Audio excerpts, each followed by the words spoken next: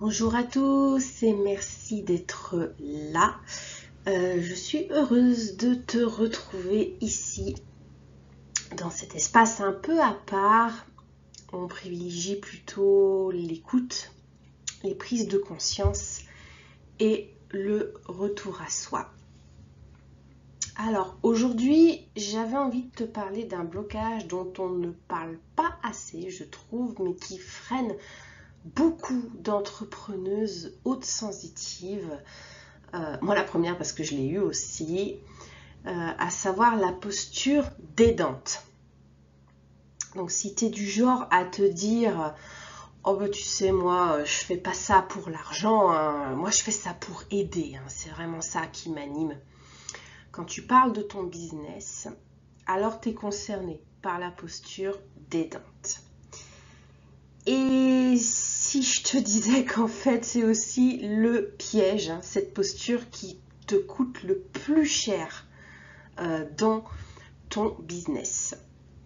Parce qu'en fait derrière, hein, si on analyse un peu, derrière cette posture d'aidante, il y a souvent une stratégie inconsciente de donner sans compter, de sauver les autres. Hein, on veut sauver tout le monde avant soi-même, hein, au détriment de soi, et d'espérer secrètement, hein, que ton engagement, ton dévouement sera reconnu, valorisé et même rémunéré. Sauf que, voilà le problème. Et d'ailleurs, ton Human Design le dit aussi, hein, t'es pas faite pour aider comme une béquille. Hein. C'est souvent un problème de vision ici. On associe le fait d'aider à être une béquille pour les autres. Or, et en Human Design, c'est pas comme ça que on le voit. C'est plutôt le fait de révéler ou activer chez l'autre quelque chose qu'il n'ose pas encore voir, révéler, activer des prises de conscience, des choses comme ça. Donc quand on parle d'aider, on le parle plutôt dans ce sens-là en fait. Et là, crois-moi, en fait, ça change totalement toute la dynamique de la posture d'aidante. Donc, dans cet épisode, j'avais envie de te montrer comment les lignes, hein, du profil en Human Design révèlent ta posture d'aidante. Donc, comment tu la vis, comment elle opère chez toi et à quoi ça ressemble quand tu actives la posture de révélatrice ou activatrice. Hein. Allez, c'est parti. Alors, première chose, la posture d'aidante, c'est un petit peu, en soi, hein, c'est un peu le syndrome du sauvetage, en fait. Hein. Quand tu es bloqué dans la posture d'aidante, tu ressens une fatigue chronique, généralement. Je donne tout, mais je ne reçois pas beaucoup. Je reçois peu, si peu, voire rien. Il y a une énorme frustration là-dessus et il y a énormément de fatigue qui est générée, hein, à ce niveau-là. Ça crée un gros décalage en fait entre ce que tu donnes et ce que tu reçois. Une frustration constante également. Pourquoi mes clientes n'agissent pas, hein? Parce que généralement on te suit, on te le dit, oh, c'est génial, oh, oui c'est très intéressant, et pourtant derrière ça n'achète pas. Hein, ou pas beaucoup, ça vend peu, donc tu te demandes pourquoi ça passe pas à l'action, pourquoi ils n'agissent pas alors qu'ils me disent que c'est génial, que ça les aide, que c'est intéressant, etc. Et surtout, dernier point aussi, tu as un business qui stagne en fait, qui plafonne parce que tes efforts ressemblent plus à une main tendue en fait qu'à une clé de transformation, hein, que tu vas apporter aux autres. Donc donc attention à ces points-là, hein, c'est des signes en fait, hein, que tu es coincé dans la posture d'aidante.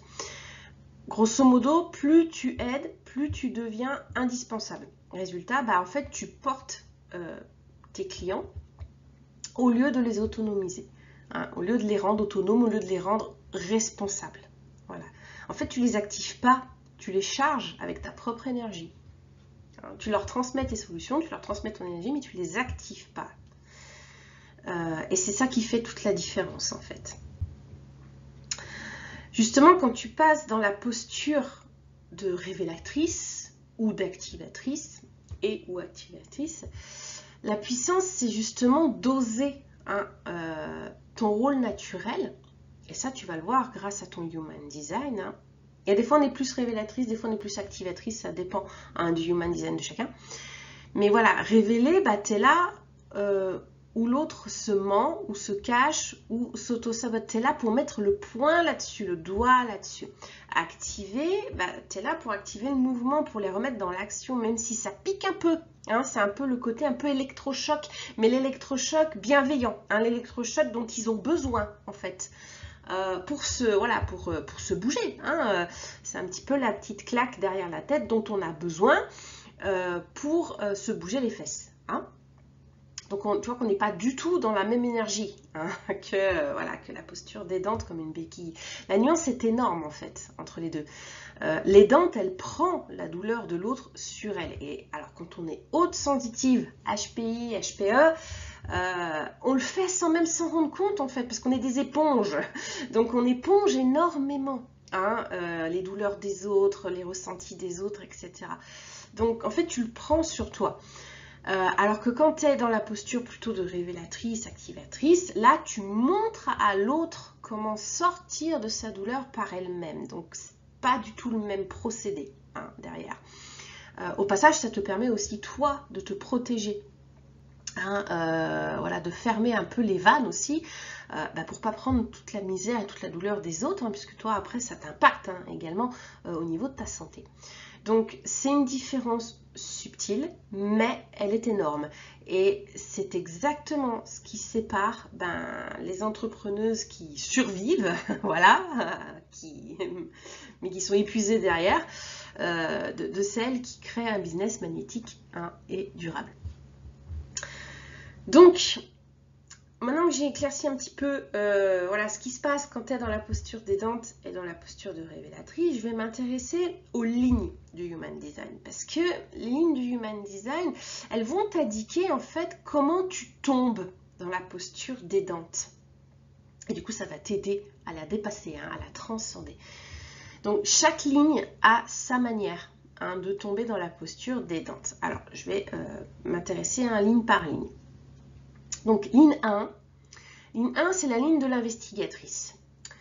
Quand elle est coincée dans la posture d'aidante, elle croit qu'elle doit donner toutes les infos, tous les détails pour aider, etc. Et généralement, elle le fait gratuitement. Donc, elle surbombarde d'informations. Alors que quand elle est plutôt dans une posture de révélatrice, hein, ça sera plutôt le terme qui convient hein, pour la ligne 1, son vrai rôle, c'est plutôt d'ancrer en fait hein, la sécurité, les fondations, hein, c'est l'énergie de la ligne 1, en montrant que voilà, elle a les fondations et qu'elle peut aider, mais pas d'inonder hein, son audience de contenu gratuit. Hein. En fait, son rôle, c'est un petit peu comme si on pouvait dire, mon rôle, c'est pas d'enseigner tout ce que je sais, mais de mettre en lumière les lacunes et les éléments manquants hein, qui vont changer la donne. Ligne 2. Ligne 2, c'est la ligne de l'ermite. Alors, la ligne 2, quand elle est coincée dans la posture d'aidante, soit elle croit que ses talents, que ses dons sont difficiles à expliquer. Et du coup, elle se dit qu'elle doit se montrer plus souvent, qu'elle doit en dire plus, qu'elle doit prouver plus pour que les gens la comprennent. Hein. Donc, elle force la visibilité, elle force la communication. Soit, au contraire, elle se cache en attendant qu'on vienne lui demander de l'aide. Hein, le côté ermite qui va ressortir ici. Alors que quand elle prend sa posture d'activatrice, plutôt, à la ligne 2, en fait, elle va montrer son talent brut, mais sans s'excuser, hein, sans se justifier, ni quoi que ce soit. Il s'agit d'inspirer par ce qui l'anime profondément, et non pas par la surdisponibilité. Elle n'est pas conçue pour ça, hein, la ligne 2, hein, elle a besoin de moments de repos, de retrait. Donc, en fait, grosso modo, c'est quand je laisse les gens me voir dans mon élément, bah, ils ressentent la vérité de ce que j'offre et ça suffit.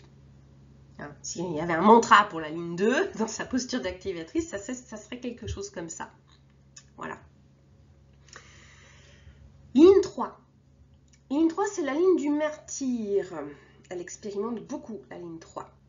Alors, la ligne 3, quand elle est bloquée dans sa posture d'aidante, soit elle aide en partageant ses galères, mais limite en mode thérapeute improvisé, et bien entendu tout ça gratuitement, hein, tu fais la thérapeute gratuitement, voilà, comme ça, en partageant tes galères, soit elle essaye de paraître guérie, parce qu'elle pense que, bah non, je ne peux pas laisser les gens voir mes échecs ou mes erreurs, ça me ferait passer pour quelqu'un d'incompétente, hein, elle pense que ça la décrédibilise, alors que ce n'est pas le cas.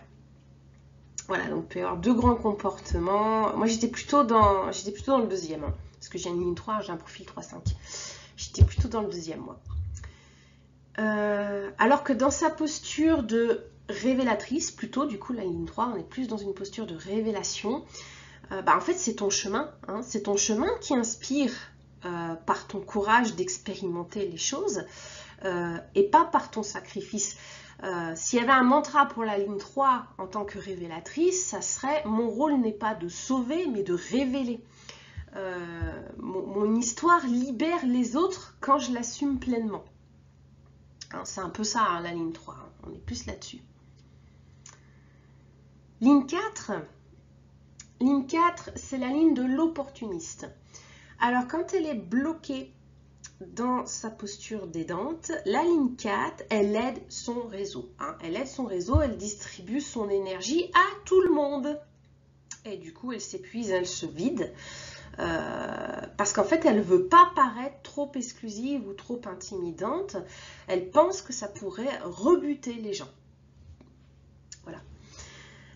Alors que quand elle est dans sa posture d'activatrice, parce qu'on est plus dans l'activation, hein, pour la ligne 4, bah en fait, son réseau, il n'a pas besoin d'aide, il a besoin d'un leader, d'une leader. Il a besoin d'une leader qui propose des clés, hein, de transformation claires et puissantes.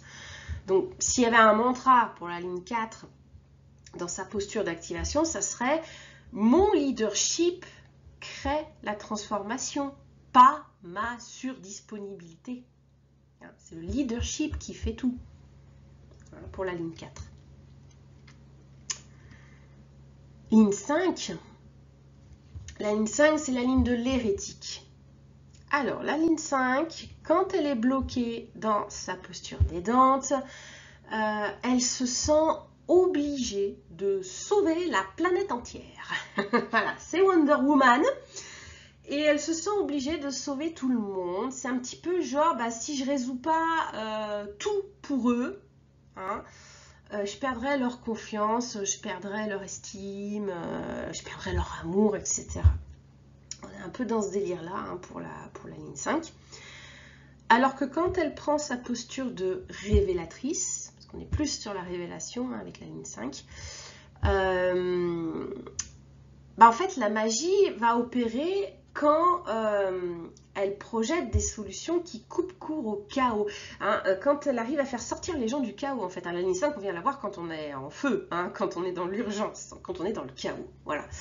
Hein, on vient la voir parce qu'elle, généralement, elle a des solutions innovantes qu'on n'a pas essayées encore. Mais ce n'est pas le fait de t'épuiser à être la sauveuse universelle, en fait, hein, qui va faire la différence. En fait, s'il y avait un mantra pour la ligne 5, ça serait plutôt un truc du genre, bah, mon pouvoir réside dans ma perspective, hein, dans sa capacité à apporter des solutions innovantes, pas dans sa capacité à tout résoudre pour tout le monde, hein, parce que tu ne peux pas aider tout le monde, hein, même avec une ligne 5. Donc voilà, on est plus sur ce change-là, hein, au niveau de la ligne 5. Et enfin, la ligne 6. Donc la ligne 6, la ligne du modèle. Alors la ligne 6, quand elle est bloquée dans sa posture d'aidante, bah, en fait, elle aide en restant trop longtemps dans l'observation et en jouant un petit peu la sage, hein, la sage conseillère. Hein, c'est un peu ça. on est un petit peu dans le délire du si je donne pas l'impression d'être évoluée et sage, je suis pas à la hauteur de mon potentiel de modèle. Hein. Elle sait, la ligne 5, la ligne 6, qu'elle est appelée à être un modèle, elle le sait à l'intérieur. Et des fois, elle peut se sentir pas à la hauteur par rapport à ça. Alors que quand elle prend sa posture d'activatrice, plutôt, la ligne 6, en fait, c'est quand elle incarne son chemin, hein, son propre chemin de maturité, quand elle ose trancher et montrer la voie que ça opère. S'il y avait un mantra pour la ligne 6, ça serait plutôt quelque chose du genre, j'ai pas besoin d'être parfaite, j'ai juste besoin d'être honnête, incarnée et prête à montrer l'exemple. Hein, parce que ton chemin, il fait foi en fait, hein, il montre déjà l'exemple. Voilà. Donc voilà un petit peu pour les 6 lignes, ce que ça donne, ce que ça peut révéler quand tu es bloqué dans la posture d'aidante, comme une béquille, et quand tu as activé, que tu as pris ta posture de révélatrice ou activatrice, hein, ça dépend des lignes. Il y en a qui sont un petit peu plus révélatrices, d'autres un peu plus activatrices. Alors, et ton business dans tout ça? Ton business dans tout ça. Si tu te reconnais dans la posture d'aidante, alors sache que déjà, c'est pas ta faute, hein, c'est un conditionnement. Hein. C'est un conditionnement inconscient au départ. Par contre, le truc, c'est que tant que tu restes dedans, tu te sabotes. Et tu vas te saboter à différents endroits. Tu sabotes tes tarifs, parce que tu factures moins que ce que tu apportes vraiment aux gens. Tu sabotes ton énergie parce que tu portes à la place de tes clientes, hein, voire même pas, des fois c'est même pas des clientes, c'est simplement des prospects. Et tu te sabotes aussi au niveau de ton expansion parce que les aidantes, elles sont jamais perçues comme des leaders. Elles sont perçues comme des béquilles.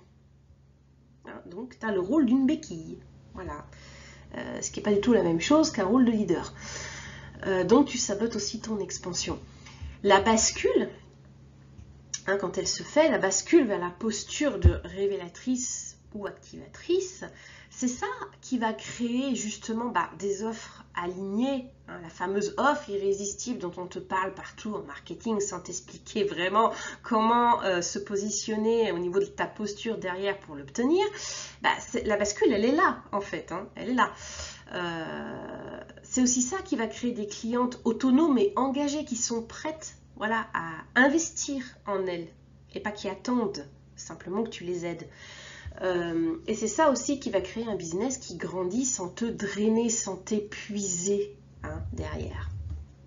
Voilà. Donc, je terminerai là-dessus, mais finalement, la question à te poser aujourd'hui, c'est plutôt, est-ce que je veux maintenant continuer à aider, donc sous-entendu à être une béquille pour les autres, ou est-ce que je suis prête à faire la bascule et à révéler et activer, parce qu'il faut aussi être prête à le faire. Hein. Donc voilà, est-ce que je suis prête à faire ça? Parce que en fait, la vérité, c'est que ton audience, elle n'attend pas une aidante. Elle n'attend pas une aidante, elle attend une révélatrice, une activatrice. Elle attend quelqu'un qui met le doigt là où ça bloque et qui va ouvrir la porte du mouvement. Hein. C'est ça qui est attendu en fait, réellement. Donc voilà ce que je pouvais te dire aujourd'hui sur cette posture d'aidante, version, la posture révélatrice, activatrice selon les lignes que tu as dans ton profil Human Design. Si tu as envie d'aller plus loin, alors, premièrement j'ai créé un guide pratique spécialement conçu pour identifier et transcender tes blocages. Donc moi j'appelle ça des money blocks ici, grâce au Human Design. Donc tu le découvres, tu as le lien en dessous de la vidéo, il est à 33 €. Voilà, et c'est un excellent moyen de faire le travail dans ton coin, à ton rythme, pour passer justement, activer cette posture de révélatrice, activatrice, à faire cette bascule. Voilà. Et si tu sais déjà que tu veux du sur-mesure pour ton business, alors là c'est plutôt une analyse personnalisée de ton Human Design, elle est là pour ça. Et du coup tu ressors avec la cartographie claire, là, de là où tu te sabotes, vraiment, de là où tu laisses filer ton énergie et ton argent, du coup, puisque ça va avec, et les clés concrètes pour activer ton potentiel et ta posture de révélatrice, activatrice. Voilà, les places sont limitées chaque mois pour l'analyse, et tu retrouves le lien aussi en dessous de la vidéo si tu veux réserver une analyse personnalisée avec moi. Et moi, je te remercie d'avoir écouté jusqu'au bout cet épisode, et je te dis à bientôt pour de nouveaux épisodes. Bye bye!